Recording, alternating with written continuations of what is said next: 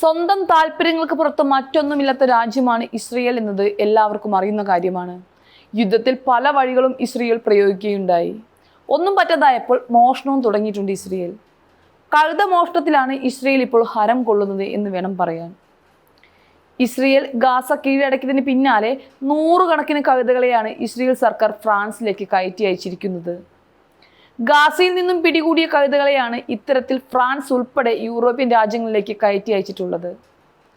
Israel തങ്ങളുടെ കഴുതകളെ മോഷ്ടിക്കുകയാണ് എന്നാണ് Hamas ആരോപിക്കുന്നത്. എന്നാൽ ഇതൊന്നും ഇസ്രയേൽ മുഖവിലയ്ക്ക് എടുക്കുന്നില്ല എന്ന് വേണം പറയാൻ. ഇസ്രയേൽ ഹമാസ് സംഘർഷം രൂക്ഷമായതിനു ശേഷം ഗാസയിലെ മുഴുവൻ ജനങ്ങളോടും പ്രദേശത്ത് നിന്നും ഒഴിഞ്ഞുപോകാൻ ഇസ്രയേൽ ആവശ്യപ്പെട്ടിരുന്നു. വലിയൊരു വിഭാഗം ജനങ്ങളും ഗാസയിൽ നിന്നും ഒഴിഞ്ഞുപോകുകയും മറ്റു രാജ്യങ്ങളിലേക്ക് കുടിയേറുകയും ചെയ്തു. ഇതോടെ പല വീടുകളിലും വളർത്തിയിരുന്ന കഴുതകൾ ഗാസയിലുടനീളം അനാഥരായി അലഞ്ഞു തിരിയേണ്ടി വന്നു. ഗതാഗത സൗകര്യങ്ങളുടെ കുറവും പെട്രോളിന്റെ ക്ഷാമവും മൂലം ഗാസയിലെ ജനങ്ങൾ ഗതാഗത സൗകര്യത്തിനും ചരക്കുകൾ കൊണ്ടുപോകുന്നതിനും പ്രധാനമായും ആശ്രയിച്ചിരുന്നത് ഈ കഴുതകളെയായിരുന്നു. ഗാസയുടെ നിയന്ത്രണം ഇസ്രയേലിന്റെ കൈകളിലായതോടുകൂടി ഈ കഴുതകളുടെ രക്ഷാപ്രവർത്തനവും ഇസ്രയേൽ ഏറ്റെടുക്കുകയായിരുന്നു.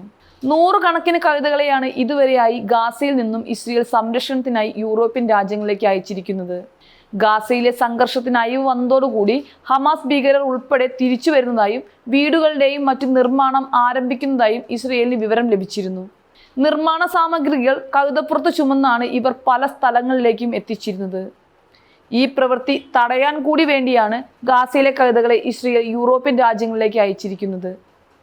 ഇതിനോടകം തന്നെ ഇസ്രയേൽ തങ്ങളുടെ കഴുതകളെ മോഷ്ടിക്കുകയാണ് ചെയ്യുന്നത് എന്നാണ് ഹമാസ് അറബ് രാജ്യങ്ങൾക്ക് മുൻപിൽ പരാതിപ്പെട്ടതെങ്കിലും കാര്യമായ പ്രതികരണങ്ങളൊന്നും ഇതുവരെയും ഉണ്ടായിട്ടില്ല.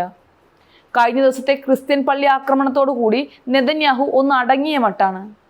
ഉറ്റ സുഹൃത്തായ ട്രംപ് അടക്കം നെതന്യാഹുവിനെ ഇക്കാര്യത്തിൽ കുറ്റപ്പെടുത്തുകയായിരുന്നു എന്ന് വേണം പറയാൻ. 4 ഭാഗത്തു നിന്നും ഉണ്ടായ കുറ്റപ്പെടുത്തൽ തന്റെ നിലവിലെ അവസ്ഥയെ മോശമായ രീതിയിൽ ബാധിക്കുമെന്ന് ഉറപ്പുള്ളത് കൊണ്ട് തന്നെ എല്ലാ ഈഗോയും മാറ്റിവെച്ചുകൊണ്ട് നെതന്യാഹു മാപ്പ് പറയുകയും ചെയ്തിരുന്നു.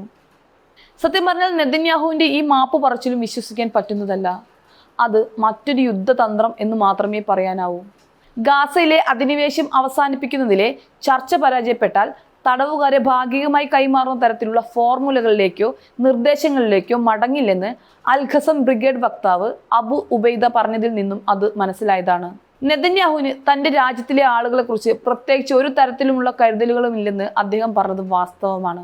ഇസ്രയേലിന് തങ്ങളുടെ തടവുകാരിൽ താല്പര്യമില്ല എന്നും അവരുടെ മരണം അംഗീകരിക്കാൻ അവർ ഇതിനകം തന്നെ പൊതുജനങ്ങളെ സജ്ജരാക്കിയിട്ടുണ്ട് എന്നുമാണ് അദ്ദേഹം പറഞ്ഞത്. അങ്ങനെയുള്ള ഒരാൾ പള്ളിയിൽ ഈ ആക്രമണത്തിന് മാപ്പ് പറഞ്ഞിട്ടുണ്ടെങ്കിൽ അത് ചുറ്റിനുമുള്ള സമ്മർദ്ദങ്ങളുടെ ഭാഗമല്ലാതെ മറ്റെന്താണ്?